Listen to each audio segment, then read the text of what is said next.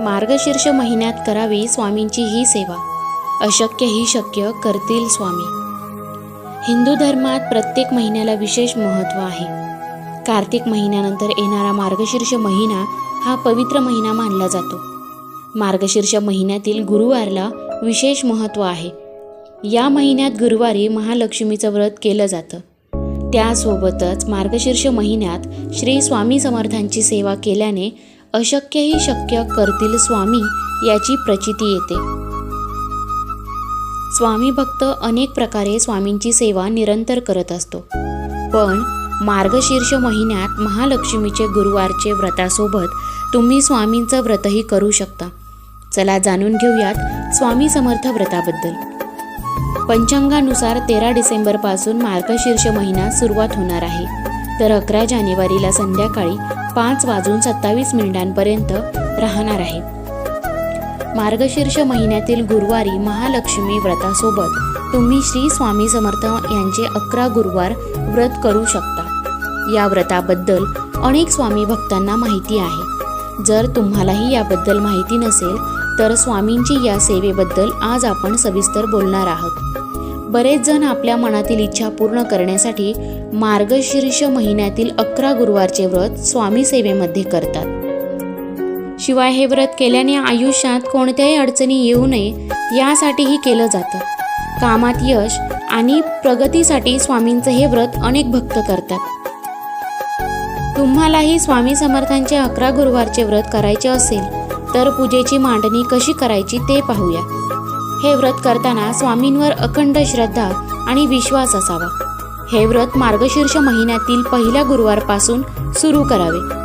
गुरुवारी लवकर उठून स्नान करावे. त्यानंतर ज्या ठिकाणी पूजेची मांडणी करणार असाल ती जागा स्वच्छ करून घ्या. चौरंग किंवा पाटावर लाल रंगाचं वस्त्र अंथरावं. यावर आता तुमच्या घरातील स्वामींचा फोटो किंवा मूर्तीची स्थापना करावी. फोटो किंवा मूर्तीच्या उजव्या बाजूला घंटी आणि डाव्या बाजूला शंख ठेवावा. ही सगळी मांडणी केल्यानंतर अगरबत्ती, धूप, दिवा प्रज्वलित करावा. आता स्वामींना सर्वप्रथम गंध लावावा. आता स्वामींचरणी एखादं फळ अर्पण करावं. साखर, त्यावर तुळशीचं पान असलेली वाटी ठेवावी. त्यासोबत छोट्या लोटी तांब्यात पाणी ठेवावं.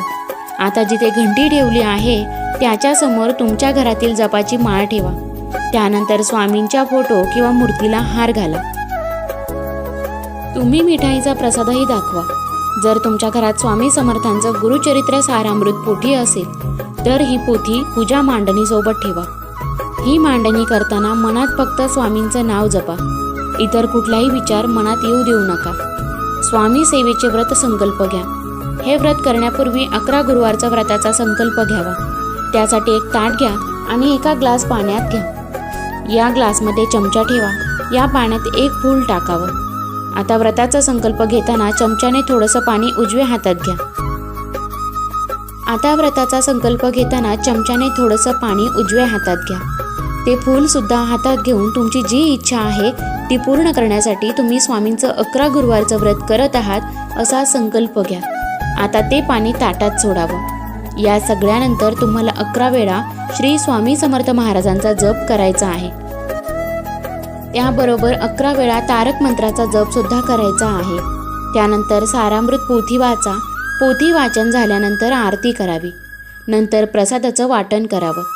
अशा प्रकारे तुम्ही मार्गशीर्ष महिन्यात 11 गुरुवारचं व्रत करू शकता. संकल्प फक्त पहिल्या गुरुवारी करावा. हे व्रत करत असताना एखाद्या गुरुवारी स्वामी समर्थांच्या मठात जाऊन एक नारळ आणि खडीसाखर अर्पण करा. जर हे शक्य झालं नाही तर तुम्ही घरच्या घरी स्वामींच्या चरणी हे अर्पण करू शकता. सकाळी वेळ नाही पण सेवा करायची आहे. मग आजकाल अनेकांना सकाळी वेळ नसतो पण त्यांना श्री स्वामी समर्थांचं व्रत करायचं आहे. मग अशा वेळी हे व्रत कसं करणार? तर तुम्ही सकाळी पूजेची मांडणी करू आरती करा. मग दिवसभरात किंवा संध्याकाळी तुम्हाला जेव्हा शक्य असेल तेव्हा बाकीची पूजा करू शकता. म्हणजे तारक मंत्र, पोथी वगैरे वाचू शकता. जर तुम्हाला 11 गुरुवार शक्य नसेल तर मार्गशीर्ष महिन्यातील महालक्ष्मी व्रताला गुरुवारी तुम्ही संध्याकाळी महालक्ष्मीसमोर श्री सूक्त आणि महालक्ष्मी स्तुती पठण करा. त्यानंतर 11 वेळा स्वामींच्या नावाचा जप करा. जर 11 वेळा शक्य नसेल तर 3 वेळा माळ जप करा. श्री स्वामी समर्थ तारक मंत्र. निशंक हो निर्भय हो रे मना, प्रचंड स्वामी बळपाठीशी रे. अतर्क्य अवधूत हे स्मरणगामी, अशक्य ही शक्य करतील स्वामी. जिथे स्वामी चरण तिथे न्यून काय, स्वयंभक्त प्रारब्ध घडवी ही माय. आज्ञेविना ना काळ ना नेई त्याला, परलोकी ही ना भीती त्याला. उगाची भीतोसी भय हे पळू दे, जवळी उभी स्वामी शक्ती कळू दे. जगी जन्म मृत्यू असे खेळ ज्यांचा, नको घाबरू तू असे बाळ त्यांचा. खरा होई जागा श्रद्धेसहित, कसा होशी त्यावेळ तू स्वामी भक्त. कितींदा दिला बोल त्यांनीच हात, नको डगमगू स्वामी देतील साथ.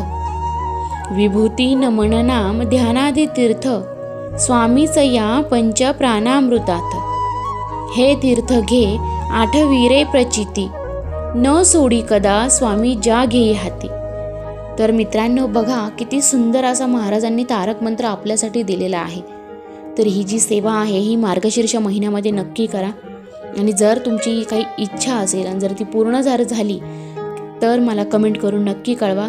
जर ह्या पूजेचा ह्या व्रताचा जर तुम्हाला काही अनुभव जरी असेल तरीही मला कमेंटमध्ये नक्की कळवा. आणि जर तुम्ही चॅनलवरती नवीन असाल तर चॅनलला सबस्क्राईब करायला विसरू नका. धन्यवाद.